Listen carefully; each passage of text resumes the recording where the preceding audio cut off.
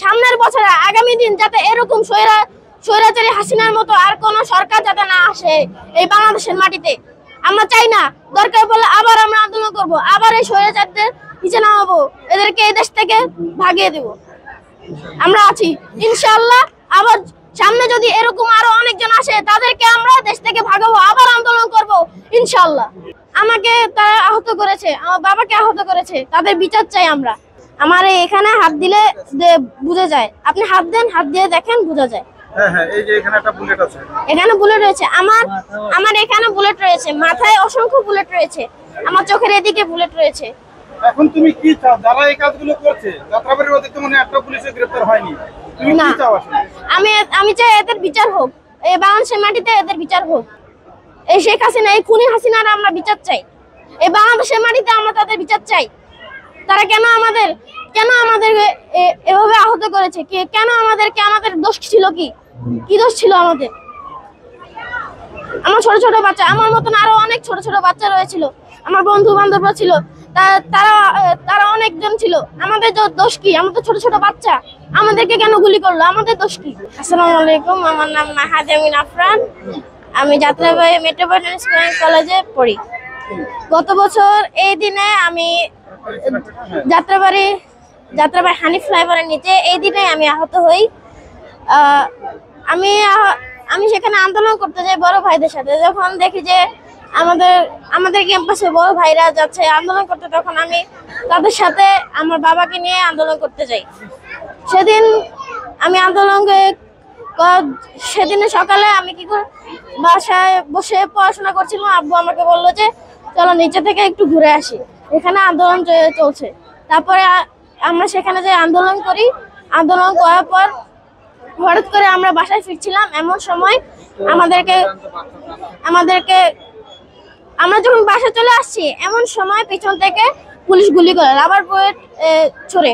তখন আব্বু আর আমি আটকে পড়ি। সেখানে গুন্ডা বাহিনীরা সেখানে আমাদের বাসায় যাওয়ার যে গেট সেটা আটকিয়ে দেয়, আমরা যেতে পারি না। আমাদের সামনে অনেক মানুষ নিচে পড়ে যায়, নিহত হয়, আহত হয়। তখন আমার ডান হাতে, আমার বাম হাতে, আমার পুরো বডিতে, মাথায় এবং পুরো বডিতে +70+ বুলেট রয়েছে। এগুলোর জন্য আমি ঠিকমতো লেখাপড়া করতে পারি না। যেমন আমার ডান হাতে আমি কলম ধরি, সেখানে কলম ধরার সময় আমি ব্যথা পাই, কারণ আমার সেখানে বুলেট রয়েছে। আপনি চিন্তা করেন, আমার হাতে যদি বুলেট থাকে, আমি যেখানে কলম ধরি সেখানে যদি বুলেট থাকে, তাহলে আমি কিভাবে লিখি? পড়াশোনা করার সময় লেখাটা ভীষণ জরুরি, পরীক্ষার সময় লেখাটা ভীষণ জরুরি, তখন আমি কিভাবে লিখি? আমি 100 মার্কে আনসার করতে পারি না। এই জন্য আমি গত বছর থেকে পড়াশোনায় অনেক খারাপ হয়ে যাই।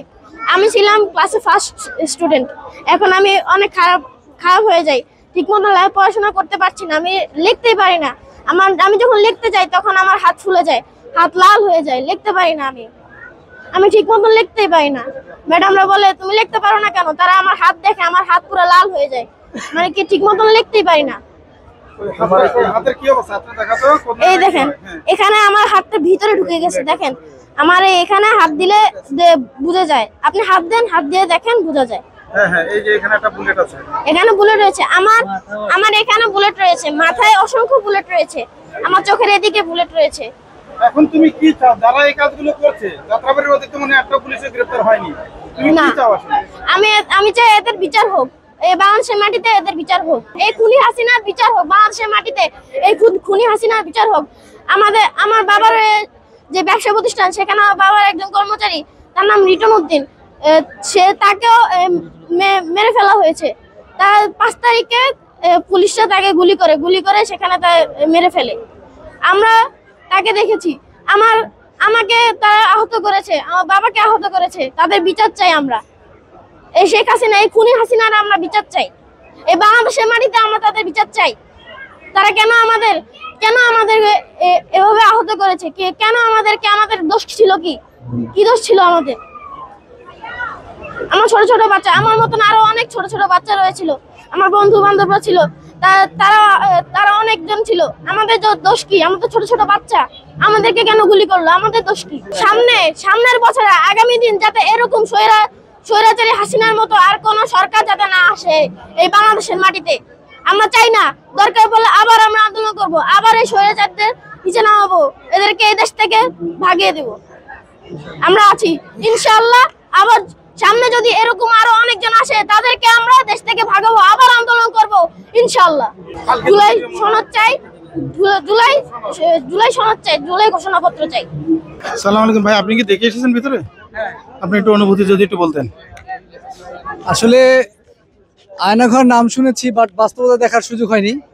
তো তার প্রতি কি দেখে আসলাম। আসলে এখানে যে মানুষগুলো রেখেছিল, তাদেরকে যে কত নির্মমভাবে তাদেরকে কষ্ট দিয়েছে, এবং তারা যে যতদিনই ছিল তারা কত কষ্টের ভিতরে ছিল, সেটা ওখানে ঢুকলে আসলেই একটা অনুভূতি আসে যে আসলেই এখানে এই মানুষগুলো চরম দুর্ভোগের ভিতর ছিল। তো সেক্ষেত্রে আমরা বলবো যে যারা এই কাজগুলো করেছে, এই মানুষগুলোকে কারো কারো হয়তো কখনো কোনো দোষ ছিল, আবার কিছু কিছু মানুষ ছিল যাদের কোনো দোষ ছিল না, যাদেরকে শুধুমাত্র হিংসা বশীভূত হয়ে তাদেরকে এখানে আবদ্ধ করে রাখা হয়েছিল। তো আমরা চাই এদেরকে দৃষ্টান্তমূলক শাস্তির ব্যবস্থা যেন সরকার করেন, সেই প্রত্যাশাই সরকারের কাছে আমাদের। আসসালামু আলাইকুম ভাই, আপনি কতক্ষণ এই লাইনে দাঁড়িয়ে আছেন? 20 মিনিট ভাই। একটু কি অধৈর্য হন নাই? কেন অধৈর্য হবো ভাই? মারামারি করে ভিতরে ঢোকার মন চায় নাই? না, তাও না। কি দেখতে যেতে চাচ্ছেন আপনি? আয়নাঘর ভাই। রান্নাঘরে কি আছে জানতে পারেননি এখনো? ফেসিস আসে, হাসিনার কিছু নিদর্শন আছে।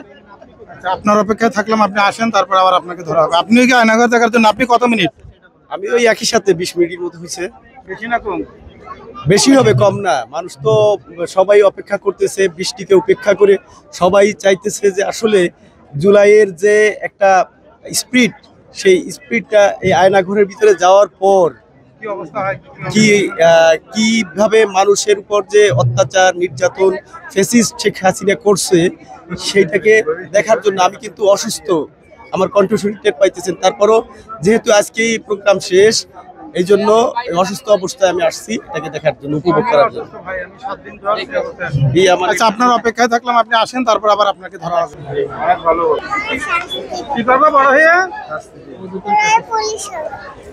বড় হয়ে পুলিশ হতে চাও? হ্যাঁ, তুমি বড় হয়ে কি হতে চাও? কেমন পুলিশ? ভালো পুলিশ নাকি দুষ্টু পুলিশ? দুষ্টু পুলিশ হতে চাই, মজার মতো।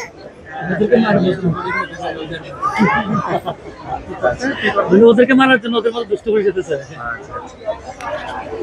তুমি আজকে আর কি কি দেখেছো? আয়নাঘর দেখেছো? আচ্ছা,